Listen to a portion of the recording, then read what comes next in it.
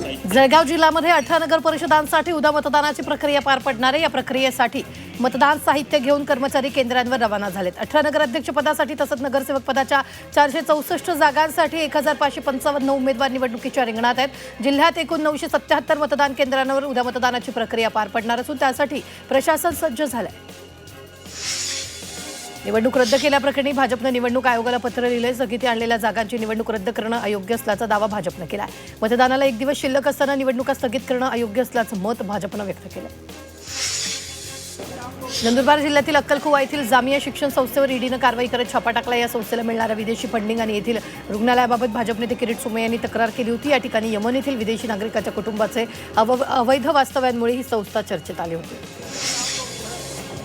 नागपूर जिल्ह्यात नगर परिषद आणि नगरपंचायतीत निवडणुकीसाठी पोलिंग पार्टी सज्ज झाली आहे। जिल्ह्यात 853 मतदान केंद्रांवर उद्या मतदान होणार आहे। एका मतदान पथकात 4 कर्मचारी आणि 1 पोलीस रक्षक तैनात आहे। धाराशिवमध्ये भाजपचे माजी जिल्हाध्यक्ष नितीन काळेंनी पत्रकार परिषदेत गंभीर आरोप केला। ठाकरे सेनेचे नगराध्यक्ष मकरंद राजनिंबाळकर, खासदार ओमप्रकाश राजनिंबाळकर, आमदार कैलास पाटील यांनी मिळून तब्बल 250 कोटींचा भ्रष्टाचार केला। स्वच्छतागृहाच्या साफसफाईच्या नावाखाली लाखो रुपये हडपले असल्याचं शासकीय लेखापरीक्षण अहवालातून समोर आलेलं आहे। नगर परिषद नगरपंचायतीच्या प्रचाराचा आजचा शेवटचा दिवस आहे। राज्यातील सर्वच प्रमुख नेत्यांनी सभांचा धडाका लावला। अजित पवारांच्याही अनेक ठिकाणी सभा असल्यानं त्यांच्याही सभास्थानी पोहोचण्यासाठी धावपळ झाली आहे। आळंदीमध्येही राष्ट्रवादीच्या उमेदवारांचा प्रचार करण्यासाठी आलेल्या अजित पवारांनी सभास्थान धावत गाठलं। गडचिरोलीच्या आरमोरीत प्रचाराचा धुराडा पाहायला मिळतोय। आज प्रचाराचा शेवटचा दिवस असल्यानं उमेदवारांकडून शेवटच्या मतदारांपर्यंत पोहोचण्याचा प्रयत्न सुरू आहे। आरमोरी नगराध्यक्ष पदासाठी तिरंगी लढत पार पडते। काँग्रेस, भाजप आणि राष्ट्रवादीचे उमेदवार रिंगणात येतात, त्यामुळे कोण बाजी मारणार हे पाहणं महत्त्वाचं आहे। सोलापुरात पुन्हा एकदा भाजपचं ऑपरेशन लोटस पाहायला मिळाले। काँग्रेसच्या माजी नगरसेविका श्रीदेवी फुलारेंनी भाजपमध्ये प्रवेश केला। काल मुख्यमंत्र्यांना सोलापूर दौरा होता। या दौऱ्यादरम्यान फुलारेंनी काँग्रेसचा हात सोडत भाजपमध्ये प्रवेश केला। सोलापूर शहरात काँग्रेसला हा मोठा धक्का मानला जातो। आमच्या कार्यकर्त्यांवर अन्याय करू नका असा इशारा उपमुख्यमंत्री एकनाथ शिंदेंनी प्रशासनाला दिला। बदलापुरातील सभेत बोलताना त्यांनी प्रशासनाला खडेबोल सुनावलेत। यावेळी आपण कार्यकर्त्यांच्या पाठीशी उभं असल्याचं शिंदे म्हणाले। नागपूर जिल्ह्यात उद्या 15 नगर परिषद आणि 12 नगरपंचायतीसाठी मतदान पार पडणार आहे। जिल्ह्यात 853 मतदान केंद्रांवर उद्या मतदान होणार आहे। ईव्हीएमसह मतदानाचं साहित्य घेऊन मतदान पथकं आपापल्या मतदान केंद्रावर रवाना होत आहेत। यवतमाळच्या घाटजी नगर परिषद निवडणुकीत दारूभट्टी आणि दारू विक्रीच्या मुद्द्यावरून राजकारण तापलं। यावेळी आमदार राजू तोडसाम यांनी निवडणुकीनंतर घाटजीत दारूबंदी करू असं विधान केलं। तसंच काँग्रेसवर निशाणा साधत सर्वप्रथम काँग्रेसवाल्यांच्या दारूभट्ट्या बंद पाडू असा इशारा दिला। सावंतवाडीत दीपक केसरकरांचा आम्हाला आशीर्वाद असल्याचं मंत्री नितेश राणेंनी म्हटलं। तसं 3 तारखेला केसरकर हे आमच्या विजयी रॅलीत गुलाल उधळतील, आमच्या खांद्याला खांदा लावून रॅलीत सहभागी होतील असं राणेंनी म्हटलं। सावंतवाडी नगर परिषदेच्या निवडणुकीत शिवसेना आणि भाजप दोन्ही पक्षांनी ताकद लावली। मुंबई महापालिका निवडणुकीसाठी प्रारूप मतदार यादीवर अवघ्या 9 दिवसात 3500हून अधिक सूचना आणि हरकती नोंदवण्यात आल्या। निवडणूक आयोगाकडून सूचना आणि हरकतींसाठी 3 डिसेंबरपर्यंत मुदतवाढ देण्यात आली आहे। 10 डिसेंबर रोजी अंतिम मतदार यादी जाहीर करण्यात येईल, त्यामुळे मुंबईकरांकडे प्रारूप मतदार यादीवर हरकती आणि सूचनांसाठी आणखी 3 दिवसांचा वेळ। अनगर नगरपंचायत अध्यक्षपदाची निवडणूक स्थगित करण्यात आलेली आहे। आता सुधारित निवडणूक कार्यक्रमानुसार पुढील कारवाई होणार आहे। याबाबत जिल्हा निवडणूक अधिकारी तथा जिल्हाधिकारी कुमार आशीर्वाद यांनी आदेश जारी केलेत। अनगर नगरपंचायत अध्यक्षपदाची निवडणूक बिनविरोध झाल्यानंतर याच्या विरोधात राज्यभर दहशतीची मोठी चर्चा झाली आहे। चंद्रपुरात स्थानिक स्वराज्य संस्था मतदानासाठी जय्यत तयारी सुरू आहे। उद्या 9 नगर परिषद आणि 1 नगरपंचायतीसाठी मतदान पार पडणार आहे। जिल्ह्यातील सर्वात मोठ्या बल्लारपूर नगर परिषद क्षेत्रातून मतदान पथकं मतदान केंद्रावर रवाना होण्यास सुरुवात झाली आहे। तर प्रत्यक्ष मतदान सुरळीत पार पाडण्यासाठी यंत्रणा युद्ध पातळीवर कामाला लागली आहे।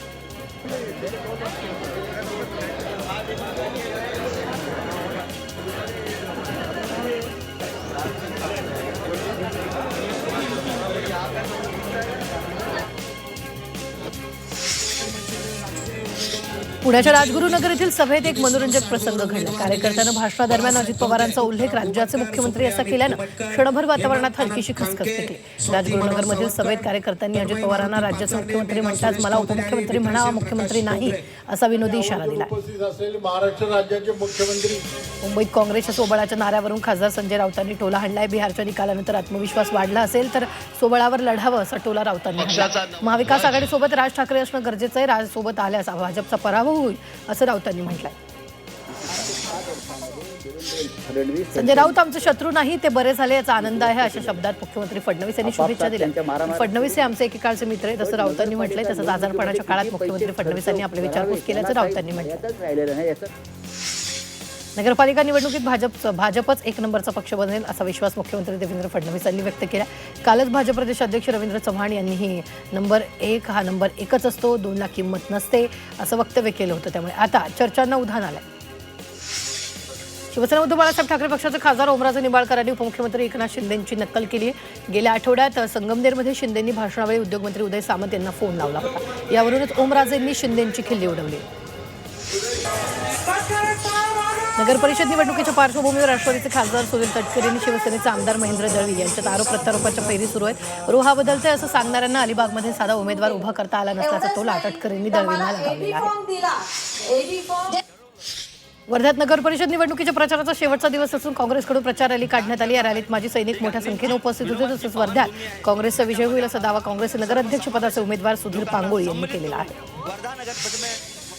पालघरच्या डहाणू नगर परिषद निवडणुकीत शिवसेना आणि भाजप आणि आमने-सामने आहे. दोन्ही पक्षांनी शहरात रॅली काढून शक्ती प्रदर्शन केलं. भाजपकडून भरत राजपूत आणि शिवसेनेकडून राजेंद्र माच्छी निवडणुकीच्या रिंगणात आहेत. पालघर नगर परिषद निवडणुकीत शिवसेना ठाकरे पक्षाचे नगराध्यक्षपदाचे उमेदवार उत्तम पिंपळे यांनी जोरदार प्रचार केला. पालघर ठाकरे सेनेचाच गड असून आपला विजय नक्की आहे असा विश्वास त्यांनी व्यक्त केलेला आहे.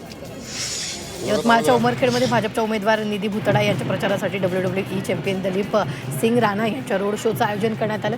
यावेळी द ग्रेट खलीला पाहण्यासाठी नागरिकांनी मोठी गर्दी केली. जळगाव जिल्ह्यातील 12 प्रभागांच्या निवडणुका पुढे ढकलल्या. 4 डिसेंबरला नव्यानं निवडणूक कार्यक्रम जाहीर केला जाईल अशी माहिती जिल्हाधिकाऱ्यांनी दिली.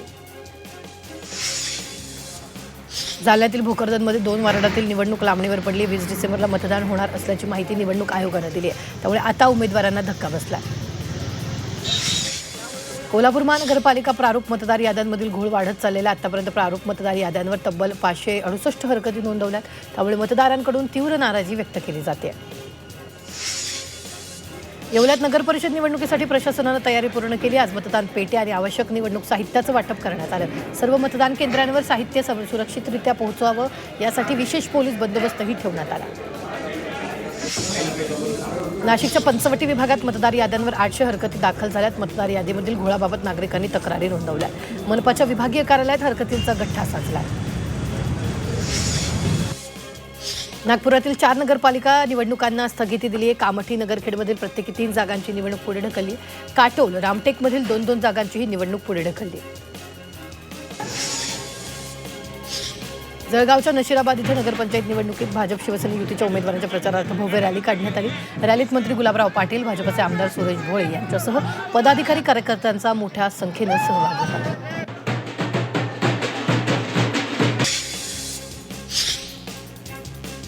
सोलापुरात काँग्रेसच्या माजी नगरसेविका श्रीदेवी फुलारे यांनी भाजपमध्ये प्रवेश केला. मुख्यमंत्र्यांच्या सोलापूर दौऱ्यादरम्यान फुलारे यांनी भाजपमध्ये प्रवेश केला. त्यामुळे सोलापूरमध्ये काँग्रेसला हा मोठा धक्का मानला जातो.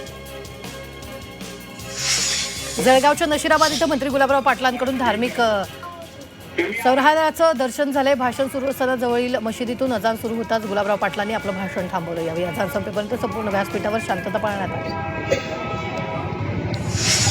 भंडाऱ्यात उमेदवारांनी ध्वनी प्रदूषण झाल्यामुळे जनतेची माफी मागितली. तुमसर नगर परिषदेतील राष्ट्रवादीचे उमेदवार अभिषेक कारेमोरे यांनी प्रचारादरम्यान नागरिकांची माफी मागितली. यवतमाळच्या वडी नगर परिषद निवडणुकीत भाजपमधून शिवसेनेत प्रवेश केलेल्या पदाधिकाऱ्यांवर टीका करण्यात आली. जे पक्षाचे होऊ शकले नाही ते जनतेचे काय होणार अशा शब्दात माजी आमदार संजीव रेड्डी बोतकुरवार यांनी टीका केली. तसंच भाजपातून गेलेला एकही माजी नगरसेवक विजयी होणार नाही असा दावा त्यांनी केला. मुख्यमंत्री अजित पवार यांचं पुण्याच्या राजगुरू सभास्थळी जंगी स्वागत करण्यात आलं. यावेळी व्यासपीठावर एका चिमुकलानं अजित पवारांना गुलाबाचं फूल देऊन स्वागत केलं. येवल्यात राष्ट्रवादी काँग्रेस, अजित पवार पक्ष आणि भाजपनं महारॅली काढली. यावेळी मंत्री छगन भुजबळ यांनी व्हिडिओ कॉल करून रॅलीत आपला सहभाग नोंदवला. मतदारांशी संवाद साधून कार्यकर्त्यांचा उत्साह देखील वाढलेला आहे.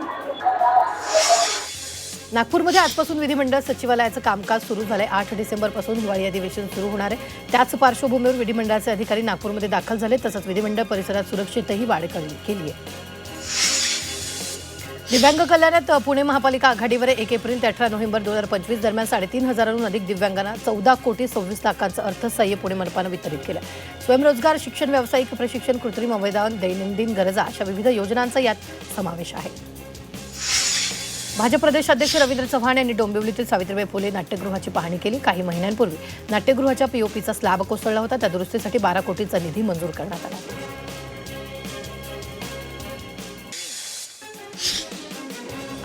तंबाखू आणि पान मसाल्यावरील कर कायम राहणार आहे. हा कर सुरू राहावा यासाठी आज 2 विधेयकं लोकसभेत मांडली जाणार. तंबाखू आणि पान मसाल्यावरच्या जीएसटी भरपाई उपकराच्या जागी नवा कर उपकर लागू करण्याची तरतूद आहे.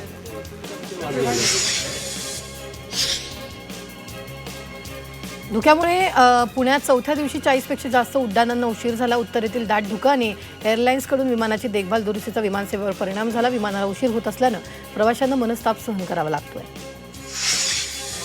लोकल पकडताना दररोज अनेकांच्या चपला तुटतात. फलाटांवर तसंच रेल्वे रुळांवर या चपलांचा खच जमा होत असल्यानं त्या सिग्नल यंत्रणेसाठी धोकादायक ठरतात. या पार्श्वभूमीवर ठाणे स्थानकात दर 2 दिवसांनी ट्रकभर चपला जमा होत आहेत. मुंबईतील इतर स्थानकांवरही अशीच परिस्थिती आहे. भिवंडीवाडा महामार्गावरील रस्त्याच्या कामाला वेग आला. जी 24 तास बातमी दाखवताच प्रशासन खडबडून जागं झाले. या महामार्गावर टँकरच्या माध्यमातून उडणाऱ्या धुळीवर पाणी मारण्याचे काम सध्या सुरू आहे. त्यामुळे धुळीपासून नागरिकांची सुटका झाली. मध्य रेल्वेवर येत्या काही वर्षांमध्ये 20 नवीन प्लॅटफॉर्म उभारण्याची तयारी करण्यात आली. यामुळे लोकलसह कोकणात तसंच भारतातील इतर भागांमध्ये जाणाऱ्या मेल एक्सप्रेसची संख्या वाढवण्यास मदत होणार आहे. दरम्यान येत्या काळात महामुंबईतला रेल्वेचा प्रवास अधिक सोयीस्कर होणार आहे.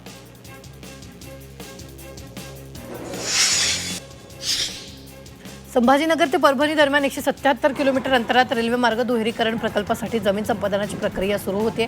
किती जमीन लागणार याची मोजणी झाल्यानंतरच किती मालमत्ता बाधित होणार हे समजणार आहे. मनमाड ते परभणी या दुहेरीकरणाला सुरुवात झाली. आता छत्रपती संभाजीनगर ते परभणीचं दुहेरीकरण होतं आहे. नवी मुंबईतून 25 डिसेंबरला विमानाचं पहिलं उड्डाण होणार आहे. या दृष्टीने विमानतळ प्रशासनानं 29 आणि 30 नोव्हेंबर रोजी पहिली प्रवासी चाचणी यशस्वीरित्या पूर्ण केली आहे. शेकडो स्वयंसेवकांना प्रवासी बनवून पूर्ण प्रक्रियेचं सिम्युलेशन करण्यात आलेलं आहे.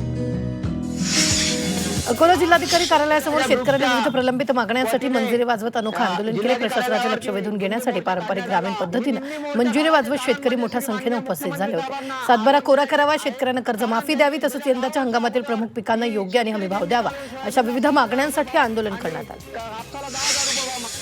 संभाजीनगरमधील डॉक्टर बाबासाहेब आंबेडकर मराठवाडा विद्यापीठाच्या PhD पेट 2024 प्रक्रियेला तब्बल 18 महिने उलटलेत. मात्र अजूनही विद्यार्थ्यांना तात्पुरते प्रवेशपत्र, अंतिम निश्चिती आणि उजळणी वर्ग वेळापत्रकही मिळाले नाही आहेत. या विलंबानं होणाऱ्या प्रक्रियेमुळे पुढील संशोधनासह फेलोशिप रद्द होण्याची भीती विद्यार्थ्यांना. संभाजीनगरच्या शासकीय वैद्यकीय महाविद्यालय आणि रुग्णालयातील SBBSच्या जागा 250 पर्यंत वाढवण्याची तयारी सुरू आहे. याशिवाय PGच्या जागाही वाढणार आहे. त्यामुळे घाटी रुग्णालयात काही वर्षात सोयीसुविधेत वाढ होणार आहे. त्यासाठी निरीक्षकांनी रुग्णालयात पाहणी केली आहे. राज्यांमधील शाळेतील विद्यार्थ्यांच्या उपस्थितीची विशेष पडताळणी एकाच वेळी होणार आहे. 15 डिसेंबरपर्यंत शाळेची विद्यार्थ्यांच्या उपस्थितीची पडताळणी होणार आहे. तसंच अनियमितता किंवा चुकीच्या पद्धतीनं विद्यार्थ्यांची नोंद केल्याचं आढळून आल्यास कारवाई होणार आहे. गुजरातमधील वडोदरा इथं झालेल्या 21व्या WKI इंटरनॅशनल कराटे चॅम्पियनशिप स्पर्धेत महाराष्ट्राची कराटेपटू आराध्या पांडे हिनं दमदार कामगिरी केली. या स्पर्धेत अनेक देशातील खेळाडूंनी सहभाग घेतला होता. याच मंचावर आराध्यानं उत्तम कामगिरी करत बाजी मारली. पुण्यातील शिक्रापूर इथं वन विभागानं लावलेल्या पिंजऱ्यात आणखी एक बिबट्या जेरबंद झालाय.